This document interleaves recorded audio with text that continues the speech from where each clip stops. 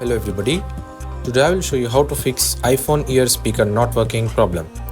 So the first fix is clean the ear speaker. Use a clean brush to gently remove any dirt or debris from the ear speaker area. The second fix is turn off Bluetooth, drag down control center, turn off Bluetooth.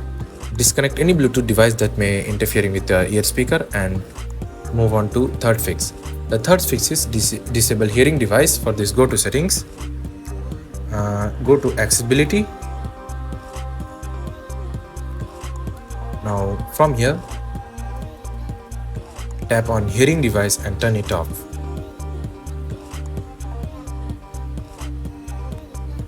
Turn off both the options. The fourth fix is check call audio routine. In settings, tap on accessibility, tap on touch. Now from here, scroll down and tap on call audio routing and make sure call audio routing is to speaker. It is set to speaker. Now we'll move to fifth and last fix, reset all settings. For this, tap on general, scroll down and tap on transfer reset iPhone, tap on reset all settings, enter passcode, enter your screen time passcode and simply reset all settings. So that's it. These are the fixes. Thanks for watching. See you in next tutorial.